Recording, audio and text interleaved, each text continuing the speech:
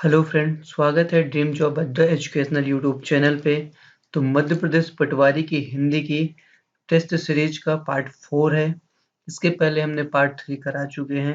यदि आपने उन वीडियो को नहीं देखा तो जाके देख लीजिएगा।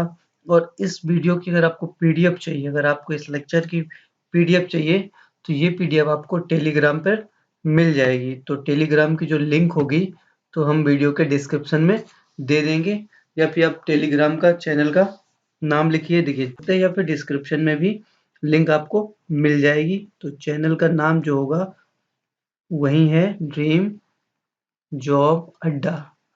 ठीक है, ड्रीम जॉब अड्डा चैनल का लोगो ऐसे ही बन के आएगा। तो उसी पे आप टेलीग्राम पे जाएंगे, उस ग्रुप पे, और वहां आपको पीडीएफ मिल जाएगी इस वीडियो की।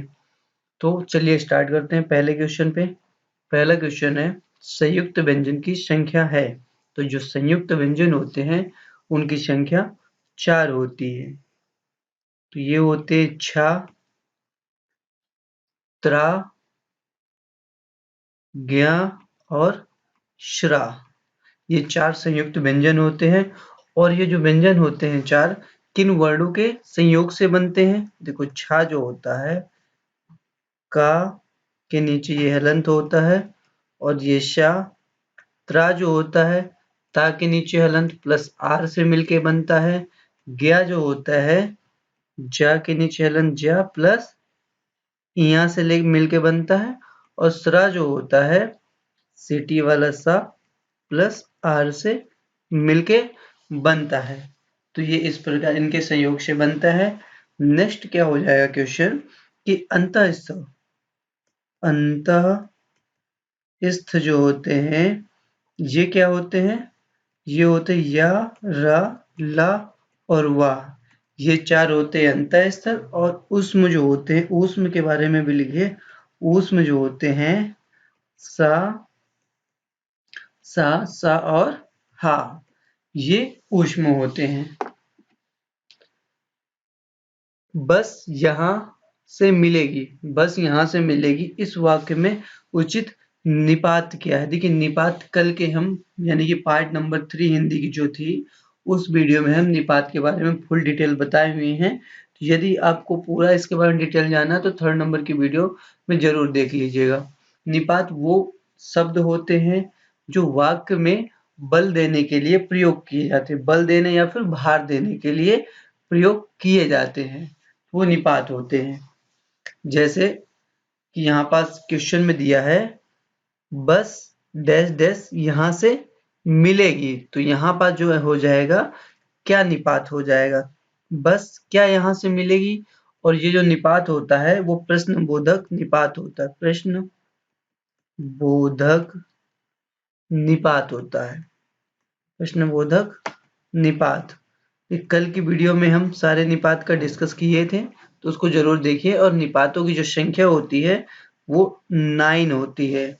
तो यहाँ पर जो निपात हो जाएगा वो क्या हो जाएगा? आकाश का पर्यायवाची निम्न में से कौन सा है? तो आकाश का पर्यायवाची निम्न में से कौन सा है? सुमन। सुमन किसका पर्यायवाची होता है?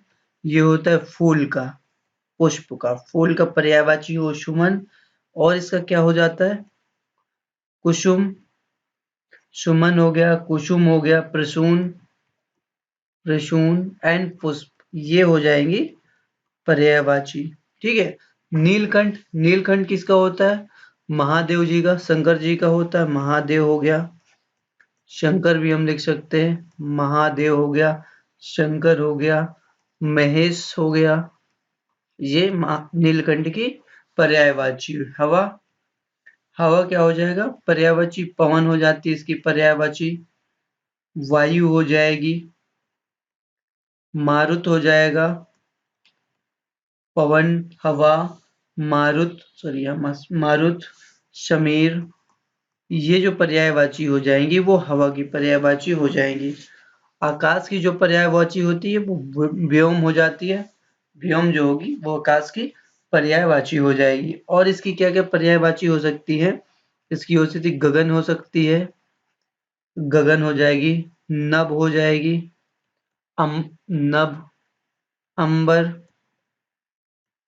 नभ हो गई, अंबर हो गई, इसको हम शून्य भी बोलते हैं, शून्य भी होगी, पुष्कर भी होता है, पुष्कर। चलिए इतनी पर्यायवाची काफी है।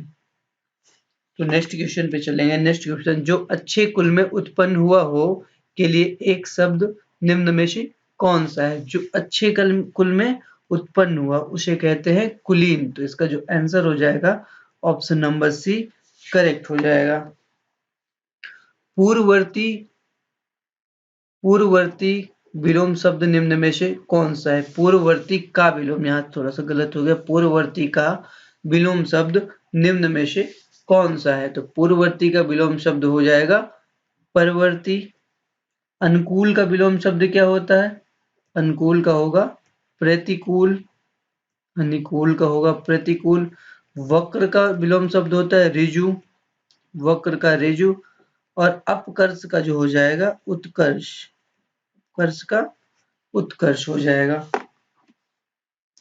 अक प्रत्यय से बना शब्द निम्न में से कौन सा है? अक प्रत्यय से बना शब्द निम्न में से कौन सा? देखिए यहाँ पर निबंध जो होगा इसको जब हम विच्छेद कर रहे हैं तो ये हो जाए नी धन बंध, नी धन बंध, यानी कि यहाँ पास नी ये उपसर्ग है, नी क्या है?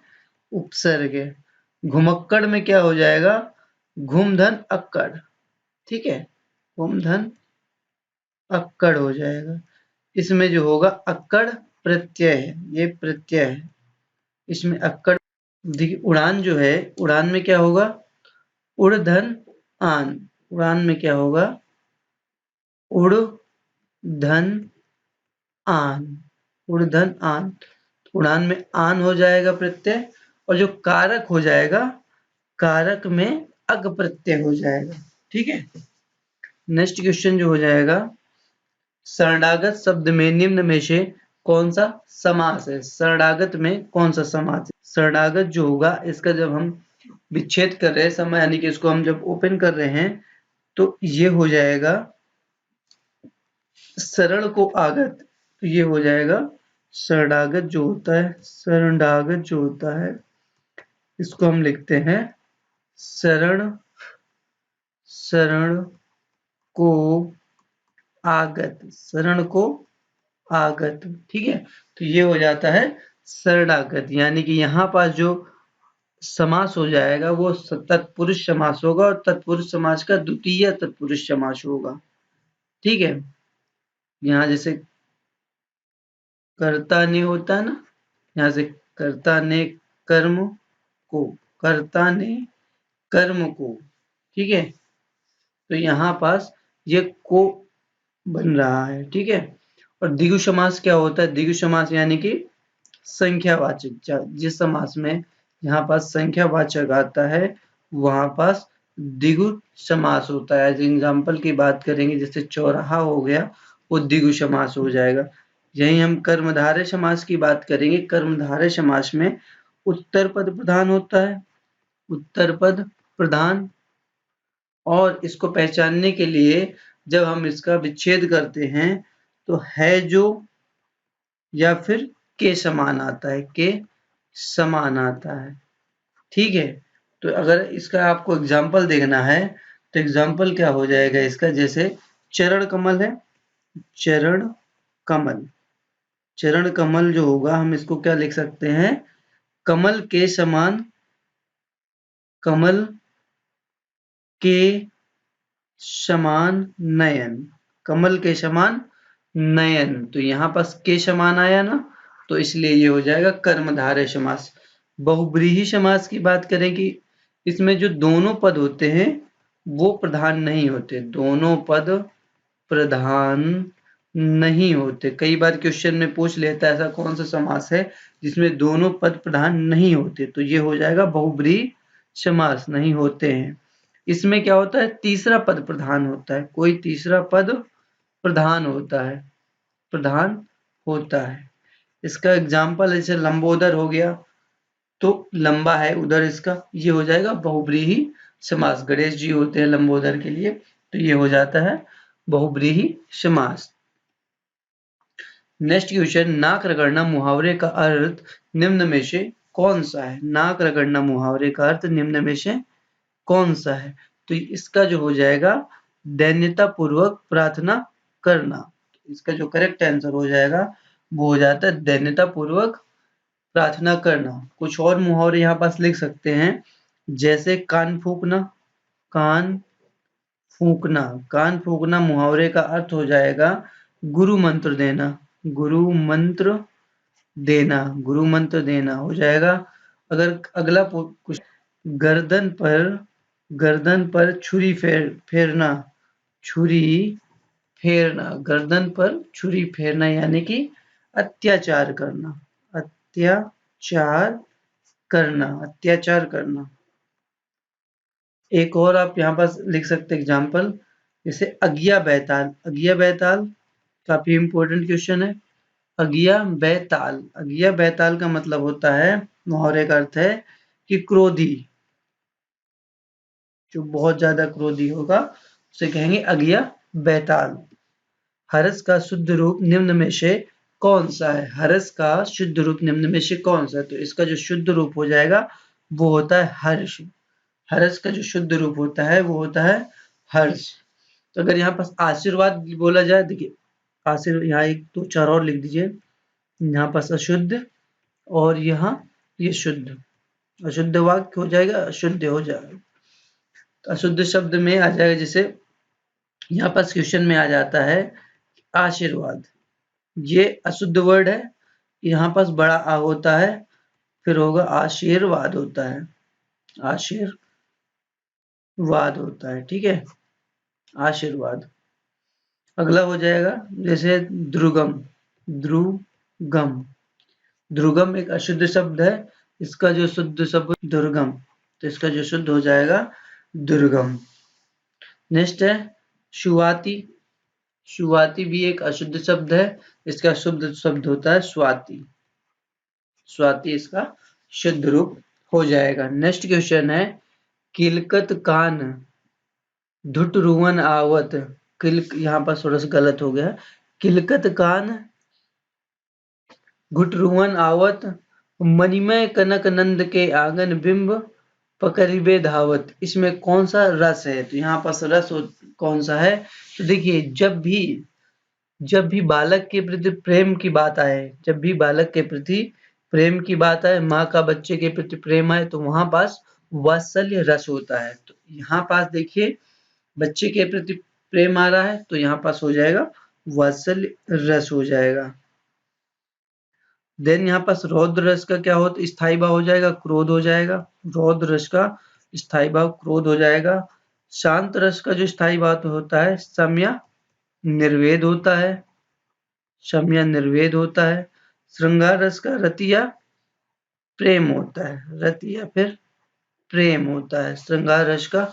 और रसों की संख्या जो होती है, यहाँ पर देखिए संचारी भावों की संख्या, संचारी भावों की संख्या होती है, संचारी भावों की संख्या होती है 33 और रसों की संख्या मानी गई है 9। रसों की संख्या जो होती है वो होती है 9। नेक्स्ट क्वेश्चन है कौन सा शब्द अभी उपसर्ग से नहीं बना है? कौन सा शब्द अभी उपसर्ग से नहीं बना है? तो देखिए यहाँ पर अभ्यस्त, अभ्यस्त जो होता है इसको बोलते हैं अभी अभिधन अस्त। जब आप इसका विग्रह करेंगे अभ्यस्त का तो ये हो जाएगा अभिधन अस्त। अभ्यर्थी का जब आप करेंगे विच्छेद तो ये होगा अभिधन अर्थी, अभ्यर्थी को अभिधन अर्थी। अभिन्न जो होता है, देखिए अभिन्न होगा आधन भिन्न, आधन भिन्न। और अभीष्ट जो होगा वो अभिधन ईष्ट हो जाएगा, अभीष्ट का अभिधन ईष्ट। तो यहाँ पर क्वेश्चन में क्या बोल रहा है? अभी उपसर्ग से कौन सा नहीं बना है? तो अभी से नहीं बना है ये अभिन्न, तो इसका करेक्ट आंसर हो जाएगा बी। अब देखिए कानन कठिन भयंकर भारी, घोर घाम हिम बारी बयारी में कौन सा अलंकार है? इसमें अलंकार पूछा है कि कौन सा अलंकार है। तो एक बात समझिएगा, जहां पास ठीक है। जहां पास अनेक वर्ण की आवृत्ति एक बार होती है, आवृत्ति एक बार होती है, जहां अनेक वर्ण की आवृत्ति एक बार होती है वहां होता है छेकानुप्रास होता है। तो देखो छेकानुप्रास को पहचान के तरीके होते हैं। कैसे आप इसको पहचानेंगे, ये देखिएगा, एक से अधिक वर्ड का दोहराव हो रहा है। क्या होगा? एक से अधिक वर्ड का दोहराव होगा। एक से अधिक वर्ड का दोहराव होगा। सेकेंड पॉइंट इसमें लिखिए, दोहराए गए वर्ड मात्र 2 बार आए हों। दोहराए गए वर्ड जो हैं मात्र 2 बार आए हों, मात्र 2 बार आए हों। यानी कि आवृत्ति एक बार हो, 2 बार आए हो। एक पॉइंट और इसमें होगा कि जो दोहराव होता है, वर्णों का दोहराव शब्द की शुरुआत में होगा। जो वर्णों का दोहराव जो होगा, वर्णों का दोहराव शुरुआत में होगा। शब्द के शुरुआत में, यहाँ पर शब्द आ जाएगा, शब्द के शुरुआत में होगा। ठीक है। तो अगर ऐसा मिल रहा है तो वहां पर छे का अनुप्रास होगा। तो देखिए यहाँ पास दोहराव का कानन यहाँ मिल रहा है, कानन मिल रहा है। देखिए का यहाँ मिला, का यहाँ मिल गया, शुरुआत में दोनों मिल रहे। भयंकर भारी, देखो भा भा यहाँ मिला, घोर घा और घा यहाँ मिला, और यहाँ पास बारी और बयारी बा बा यहाँ पर। तो यहाँ पास देखिए एक एक बार मिला, यहाँ 2 बार हुआ, ये भी 2 बार हुआ, यहाँ पास घा भी 2 बार हुआ और बा भी 2 बार, और दोनों शुरुआत में हो रहे हैं। तो यहाँ पास जो हो जाएगा छे का अनुप्रास हो जाएगा। अतिशयोक्ति अलंकार क्या होता है? अतिशयोक्ति अलंकार मतलब बढ़ा चढ़ाकर बोलना, बढ़ा चढ़ाकर बोलना, चढ़ाकर बोलना। अतिशयोक्ति अलंकार में बढ़ा चढ़ाकर बोलना। इसका एग्जाम्पल कौन सा हो जाएगा? इसका एग्जाम्पल है, चलिए एग्जाम्पल लिख ही लेते हैं। एग्जाम्पल यहाँ पास लिखेंगे कि देखिए आगे आगे नदियां पड़ी अपार, आगे नदियां पड़ी अपार, आगे नदियां पड़ी अपार, घोड़ा कैसे उतरे, घोड़ा कैसे उतरे पार। आगे नदियां पड़ी अपार, घोड़ा कैसे उतरे पार। राणा ने सोचा इस पर, तब तक चेतक था उस पार। देखिए राणा ने सोचा इस पार, राणा ने सोचा इस पार, तब तक चेतक था उस पार, उस पार। ठीक है। तो इसका एग्जाम्पल ये हो गया। श्लेष अलंकार क्या होगा? देखिए श्लेष अलंकार, श्लेष का अर्थ होता है चिपका हुआ, जहां पास एक शब्द एक बार या अनेक बार आते हैं पर उनके अर्थ अलग होते हैं। ठीक है। तो वहां पर श्लेष अलंकार होता है। श्लेष अलंकार का अगर आपको एग्जाम्पल देखना है तो एग्जाम्पल देखिए, यहाँ पर जगह नहीं है, मैं बोले दे रहा हूँ एग्जाम्पल इसका श्लेष अलंकार का, कि रहीमन पानी राखिए, बिन पानी सब सून, पानी गए न उबरे, मोती मानिस चूर। ये है श्लेष अलंकार का एक एग्जाम्पल है। यहीं पास अगर रूपक अलंकार की बात करेंगे, रूपक की, कि जहां एक मिनट इसका थोड़ा कलर चेंज कर लेते हैं। तो जहां पास देखिए यहाँ पास हो जाएगा। ठीक है। रूपक अलंकार की बात करेंगे कि जहां उपमेय उपमेय और उपमान में कोई भेद ना हो, उपमेय और उपमान में कोई भेद ना हो, भेद ना हो। ठीक है। तो वहां पास रूपक अलंकार होता है। जैसे एग्जाम्पल की बात करेंगे, एग्जाम्पल हो गया, पायो जी मैंने, पायो जी मैंने, राम रतन धन पायो। ये एग्जाम्पल हो जाएगा रूपक अलंकार का। चलिए नेक्स्ट क्वेश्चन पे चलेंगे। जातिवाचक संज्ञा शब्द है। जातिवाचक संज्ञा, यहाँ पर जातिवाचक संज्ञा की बात की है। इनमें से कौन सा जातिवाचक संज्ञा शब्द है? तो देखिए संज्ञा की अगर बात करेंगे तो संज्ञा को दो प्रकार से हम डिवाइड कर सकते हैं। एक होता है व्युत्पत्ति के आधार पे, एक होता है उत्पत्ति के आधार पे। व्युत्पत्ति के आधार पे संज्ञा तीन प्रकार के होते हैं, लिखे दे रहे हैं। व्युत्पत्ति के आधार पर, व्युत्पत्ति के आधार पर संज्ञा तीन प्रकार की होती है।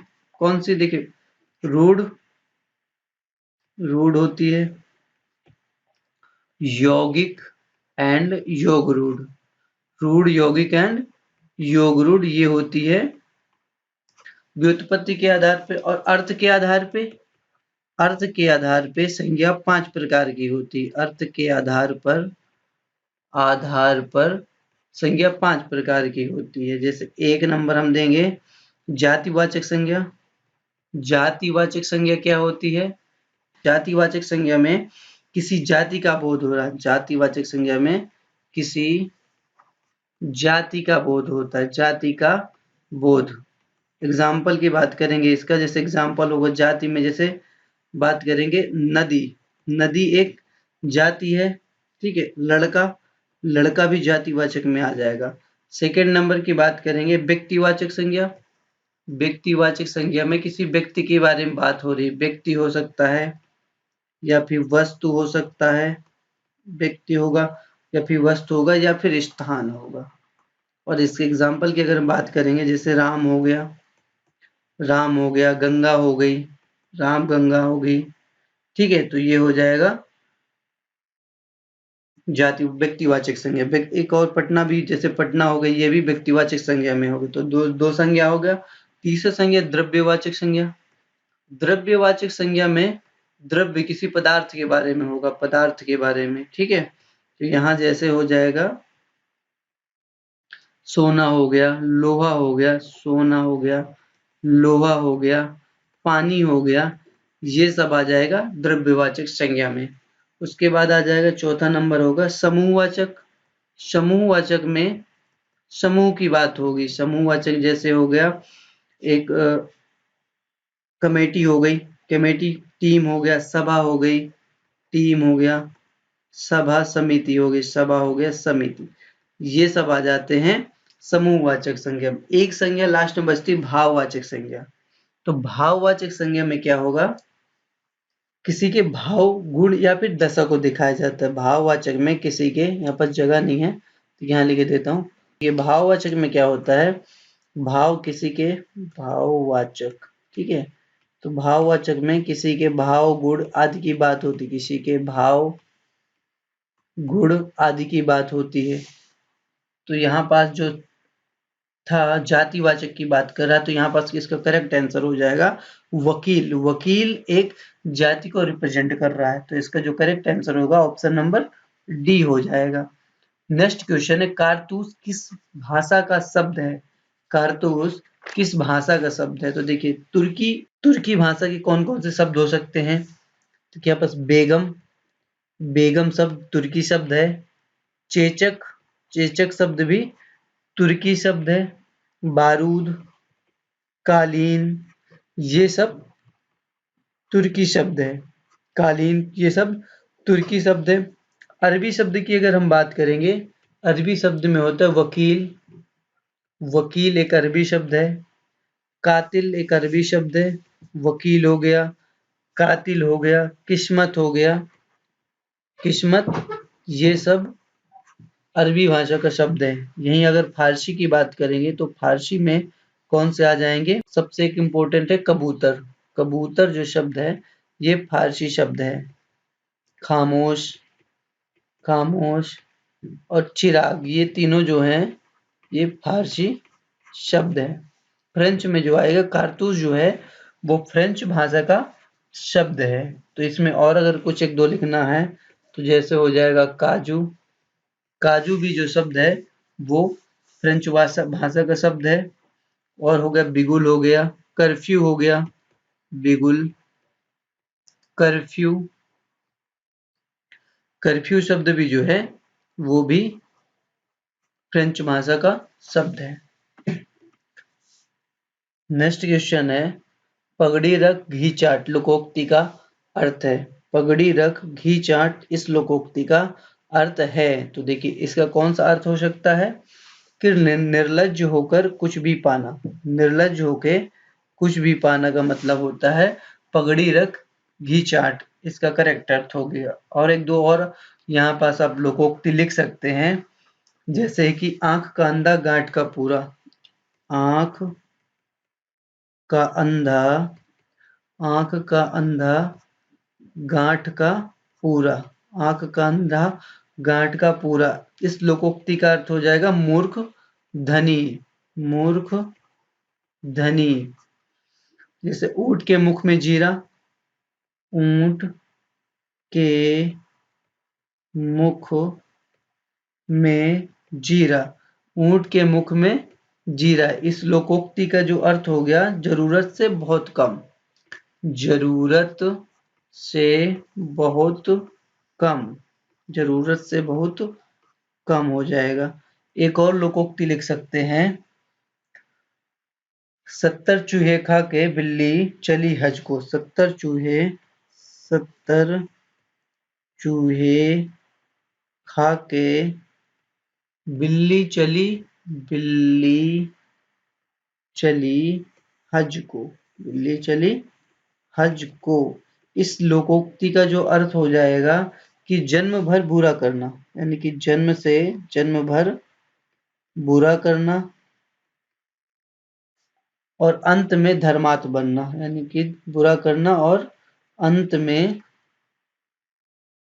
धर्मार्थ बनना, धर्मात्मा बनना। अंत में क्या बनना? धर्मात्मा बनना। तो आज की वीडियो में बस इतना ही। इसकी जो आपको पीडीएफ टेलीग्राम में मिल जाएगी। तो चलिए, थैंक यू।